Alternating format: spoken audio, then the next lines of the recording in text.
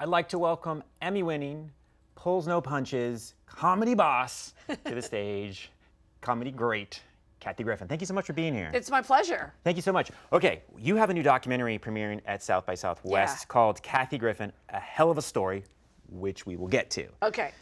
But I'm under the impression this is your first South by Southwest. I've never been here before. This is all new. You hit the gas, though. This is not just, oh, I have a documentary and I'm going to meet a few people. It's you have all kinds of events that you're participating in. I found out I made history that I'm the first person at South by to do 2 keynotes and premiere a world premiere of a movie. Don't you also have a Guinness Book of World Record as well? Yes, I'm in the Guinness Book of World Records for writing and producing and starring in, or just having even, more televised stand-up comedy specials than any comedian, male or female, living or dead.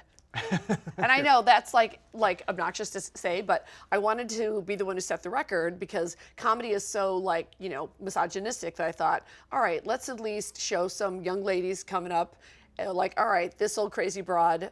At least, if nothing else, I'm prolific. Right. Well, and you're prolific here. So it's your documentary. Yeah. You had a keynote. Yeah, with Kara Swisher from the New York Times about tech stuff. Wow, okay. Because of my Trump photo scandal, I got thrown into the memosphere, and she explained how it went around the world in like 2 seconds and got manipulated and all that stuff. I think that officially makes you a luminary now. Interesting. Yeah. Now, does that mean I'm in the Illuminati? Yes, in fact, along you and Jay-Z and his baby and okay, Beyonce, as long as we're all together. Yeah.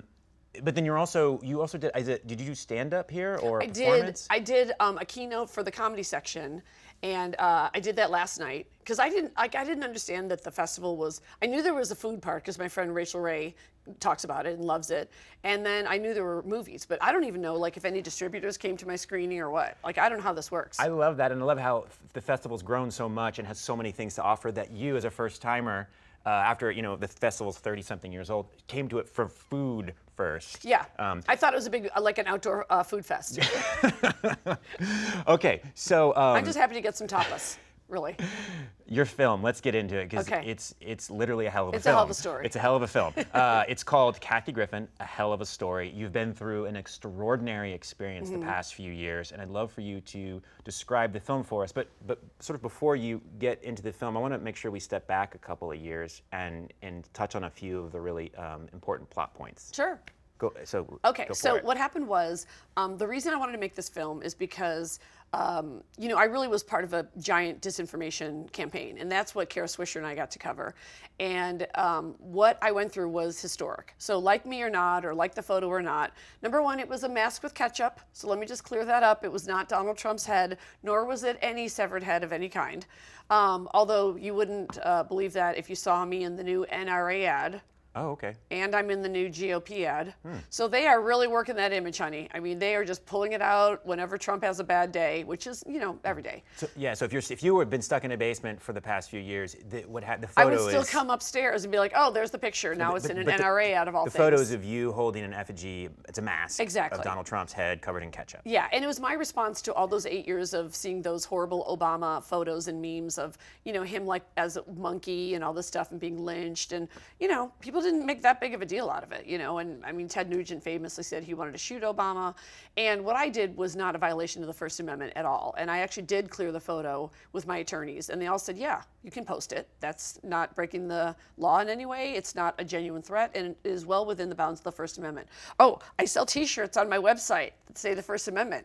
KathyGriffin.com. I make tens of dollars. So this is a number one. That's right. With the First Amendment. With the actual verbiage of the First Amendment inside, because we forget. So part of the reason I wanted to tell the hell of a story is because my goal is to let people know this isn't a story about me or a Hollywood story. This is a story about the deterioration of the First Amendment. So it's not just freedom of speech, it's freedom of assembly, et cetera. And, there's an attack on the press, as you know, and there's attack on all kinds of journalism. And the idea that we have this president that would pick a citizen like myself, technically a private citizen, but a 58-year-old female comedian. I mean, that is antithetical to anything and everything he believes in. Although I don't know if he has beliefs. That's giving him a little too much credit. But anyway, I fly in the face of everything he thinks is appropriate, of course.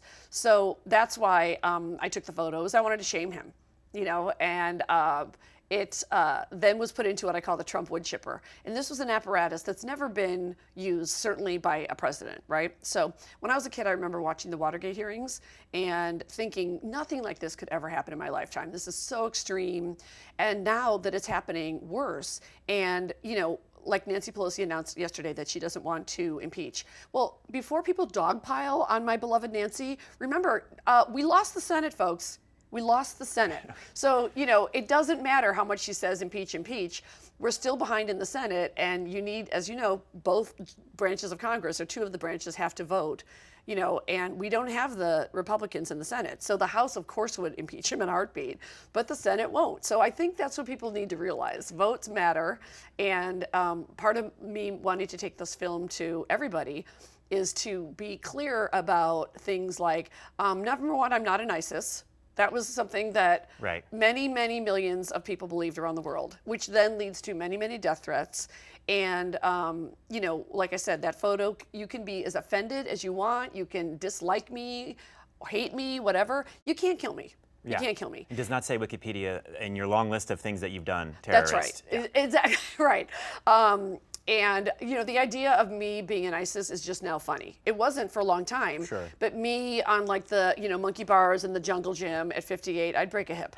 So I caught a laugh at people that thought I was an ISIS. And yet they come up to me almost on a daily basis and confront me. Well, so you tell me if I'm giving too much away in the film, but it's just important because we are in this era of so much information that we are overwhelmed. And I think a lot of people, all of your story has been buried with all the new things that have happened in the past couple of years. But after that picture, you posted it, there was just a domino effect of that your comedy tour with 25 dates were left over. In 24 your show hours. was canceled. Yeah.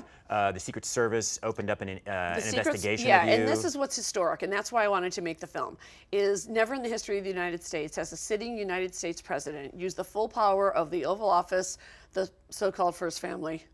Although, how quickly can we get Sasha and Malia back? I'll take either one of them as the next president. But anyway, the entire right-wing media, but more importantly, the Department of Justice. So, even the great Lenny Bruce, he was harassed by local police departments. My friend Jane Fonda, I called her because I wanted to make sure I was being accurate when I said, this is, I believe, historic. I consulted with many First Amendment attorneys, I did my research, and Fonda said she was bothered by the local PD and when she was arrested, her famous mugshot. And so when you have the feds coming after you, that's a life-ruining, career-ruining, or in the words of Don Jr., we don't just want to ruin Kathy Griffin's career, we want to decimate her. The question is, whether or not you like that photo, that's what started it. But the conversation I want people to have is, do you really think the president should be deciding if you are employable, if you're insurable? And that's how the wood chipper comes into place. So when Harvey Levin, who runs TMZ, which is a horrible blog in my opinion, I think it's actually quite misogynistic and racist if you just look at it over and over. And he's a gay Republican and a giant Trumper. So that's the first place it went. And the photographer shouldn't have sent it to TMZ, but I didn't know, I don't know how pictures get out. In my day, they were in magazines. And so it went live on TMZ with a title that was something like, Kathy Griffin joins ISIS and severs Donald Trump's head. Well, that's a game stopper. So in Hollywood, in my beloved business, people think that's the news, and I love it because now Harvey Levin finally confessed to the Daily Beast. He talks to Trump a couple of times a week. So imagine that. Imagine a gossip blogger talking to the president.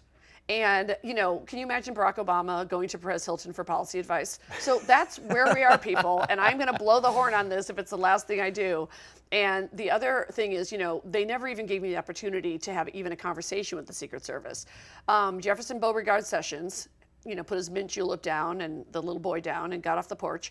And I'm allegedly, I have no proof. And, knowing that this is the guy who came up with the zero tolerance policy, as in brown people in cages, it came straight from the DOJ, and it's never happened. And it's my opinion that it came from Trump himself and Sessions himself. And it keeps getting perpetuated by the Trump family, and they tweet at me all the time, and it gins up Fox News. But the investigation was real, so they just opened an open-ended investigation, the Secret Service and the U.S. Attorney's Office. Mm-hmm. And in the film, I actually wrongly say AUSA, and my lawyer's like, "No, you downplayed it. It was the U.S. Attorney's Office." And they were considering. First of all, I was on the no-fly list for 2 months. Wow. Like a terrorist. Wow. And that was on purpose because I travel for a living because I was touring at the time. And I went through an interrogation under oath. Mm-hmm. It wasn't just a call with the Secret Service to say, oh, I'm a comic and I do outrageous things. I'm the only person that they treated this way. Out of all the guys who allegedly made a threat, none of them, they all really did get off with either nothing or a call from the Secret Service, because I've spoken to them. And I've done my research. And so for me to be interrogated under oath, knowing that they were considering me with, wait for it, conspiracy to assassinate the President of the United States, which holds a lifetime sentence. Wow. So that was all hanging in the balance after living under the specter of the no-fly list and the, unbelievable amount of death threats, which still come to me. On one hand, the FBI were being fabulous heroes and maybe keeping me alive, frankly. And this is the death threats, and they were bringing those to you. They were coming to the house, and I actually had a no-knock the day I shot the film, ironically. No-knock. Let's slow down on that one, yeah. Okay, well, now I'm very well-versed in all of this. Yeah. So the way, I'm very pro-FBI, so it also makes me suspicious that Trump is so anti-FBI, because I'm living what it's like to have their protection. I mean, they're not with me 24 hours a day or anything like that, but they've been very diligent about letting me know what they deem to be credible threats. Yeah. So there's, if they call my lawyer, it's a certain level threat. Right. If they call me personally, it's a threat that they want me to make sure that I know about. So on October 29th, the day I shot the film, the concert part of the film, they came over no knock, which means it's an imminent threat, that they don't have time to call. Two agents came over. One of them read what's called a letter called a duty to warn. And I'm so used to them coming to my house that I'm like, come on in, fellas, and they don't laugh when you say that. And but you're in rare air. I mean, there are a few other people that people know about right now that have no knocks happen to them. That's right. And I am not Michael Cohen or Paul Manafort. I have not committed even a misdemeanor, much less a felony or treason, some might say. So it's just been a very bizarre journey, and I just decided to make it a learning experience, because what else are you going to do? And one more thing to add is that you unfortunately had to live through the passing of your sister too, amongst all of this other crazy stuff that was happening. Yeah, and that's life. So during all this craziness, I lost about 75% of my friends. I lost all my representatives. It was hard losing people that I had been giving 10% of my income to. And the reason I talk about money so much now is, as I said, a 58-year-old woman, I say it loud and proud, because there are really very few comics over 50 that are women that you can even name. Right? Like, there's just not that many of us. Sure. And during the case, when I would be talking to my incredible First Amendment attorney, Alan Isaacman, I would say, okay, you've got to find a case where this has happened and the comedian prevailed. And I'll never forget him saying, there's just so few of you. Because I did feel like it had a misogynistic tinge because of Orange Dumbass, is what I call him. And also, I've known Trump for 25 years. So he hired me to roast him one time. So he knows my shtick and my brand. But Robert Mueller had just been assigned a few days previously. So I realized, I'm in the little gift basket. It's like me, Kaepernick, Madonna. Like, I'm just one of the little shiny objects to go, look this way, don't look at the real investigation. So this film, just for viewers, this isn't a follow you around documentary. This is a stand-up special that explains what has happened to you. Yeah. And what's interesting is that you mentioned Jim Carrey and a piece of advice that he gives you when you do your special. I think that you have an advantage that others do not when they're trying to tell their side of a polarizing story. Yeah. And that's that you are funny. Well, thank you. I mean, I'm hardwired that way to do it. And so, I think this is pretty common for most comics, but usually when something bad happens to us, we sort of automatically try to think like, how can I spin this? How can I, make it funny in some way? But this was like a different animal for me. I'm really proud of the last tour. I was actually able to do a world tour. So the photo that almost killed me also made me world famous. Everybody knows the crazy redhead from the picture. And so I was able to work overseas at first, once I got off the no-fly list and was exonerated. And I knew that the states weren't ready for me and stuff. So I had to change my whole business model. And I hired a marketing firm in DC, because LA and New York, they kept trying to market me like, a regular comic that can play anywhere, How House of Cards are you, by the way? I go straight to DC with that. Yeah, I was fantastic. And then I had to learn how to really, really geo-target the fans that I did have, and come to the realization that the fans I lost are probably not going to come back. But I got a lot of new fans from sort of the resistor movement and people that are paying attention to this stuff. And absolutely, I want to tell the story, but I do want it to be funny first. So I never want to be the type of comedian that is more preachy. So I tried to make it funny. And also things like during the whole Trump thing and how it was unfolding, living next door to Kim and Kanye is just a gift from the comedy gods. I mean, that is There's some good stuff in it there. just fell into my lap. And there are other things like that. And I do bring up my sister's passing because my sister got death threats at her hospital until the day she died. So I want people to know this is how serious these folks are. You know, Trump blows the dog whistle, and he now has a worldwide army. And I've had to learn who all the Nazis are. I know them all by name. I didn't even know there were like Nazi YouTube channels. I didn't know really about the far right. I didn't know about the Daily Caller or whatever. There's a Daily Stormer. They do a lot of daily things. And, you know, so I had to kind of learn that whole world because I definitely was maybe the first sort of celebrity to get like the flooding of bots. And now I can put up a picture of my puppies and still it's just like, maybe it'll be like an hour of, oh, your puppies are cute. And then boom, all bots, or as I call them, the 12-year-olds in Macedonia. And every comment is like, ISIS lady be bad. And, you know. The grammar. Right. And the grammar is not good. And then, you know, I think it may actually have impacted my career because I don't know if an agent is reading these comments and going, oh, Kathy Griffin is dangerous and toxic. But I am quite literally blacklisted in Hollywood at the moment and trying to dig my way out of it. And this movie hopefully is the beginning. And there's also extra footage. So believe it or not, we shot a 3-hour special because I started the tour doing a 2-hour show. I don't have an opener. And then honestly, it ballooned into a 3-hour show. And I do have a lot of documentary footage from the road and stuff. So this cat can be skinned in many ways. I mean, it could be purchased by HBO and do 3-hour specials with cliffhangers. It could be on Netflix as a docu-series with sit-down interviews. I'm really inspired by the Leah Remini show and how she's exposed Scientology, which was, you know, off limits for so long. I've been on their list. They've told me several times, you're on our list. I go, get in line. Where's Shelley Miscavige?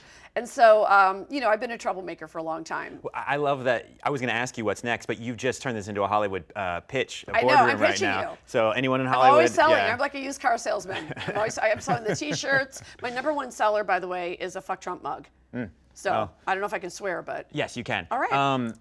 I want to make sure we get to this because it's on your T-shirt, and I think it is mostly lost on most of us in America how much you mentioned Lenny Bruce, but how much comedians have done to break free speech barriers and defend the First Amendment rights for the rest of us. Right. And for you, who are some of the comedic guardians of free speech and sanity today or from the past? Well, I like all the greats. You know, I mean, I grew up on comedy records, right? So I grew up on, like I said, Richard Pryor, George Carlin, Joan Rivers, et cetera. And I think, you know, all right, this is an obnoxious story, but get this. So one time, all right, this is off topic, but it's going to be on topic. One time, Joan Rivers took me to Buckingham Palace to meet her really good friends, Chuck and Camilla. Okay. Yeah, that's what she called him. So anyway, she introduces me to Prince Charles, and I don't know, I think I called him His Highness or something like that. And then, by the way, the whole time, all I'm thinking of that line where he said he wanted to be Camilla's tampon. And I was like, oh, all the good ones are taken, or Princess. And so, so I was like, that's my kind of guy. Anyway, so she's like, this is my friend Kathy Griffin. She's a very outrageous comedian. She's very outspoken, very well known in the United States. And it was so cool. Prince Charles pulls me in and he goes, if it weren't for journalists and comedians, who would keep us honest? And I thought, well, can you tell more Americans that, you know, starting with Ivanka? You know, so we have an administration and an entire cabinet that is trying to truly, I mean, they're shameless about it. You know, they're trying to take away the entire Constitution, and I'm a First Amendment advocate because it's the one I know wall to wall, and it's the commodity that I trade in as a comic. But I've actually gotten to know more journalists in the last year and 10 months than celebrities or comedians because we're kind of all in this together. And the assault does affect every American. And also my situation, I want to make it relatable to anybody. I mean, I've been a waitress, I've been a bank teller, I've been a busboy, I've had all kinds of jobs. And I think everyone knows that feeling of, you know, if you get, you know, you do something that people are offended by, it can carry on through the length of your employment at that restaurant or that bank.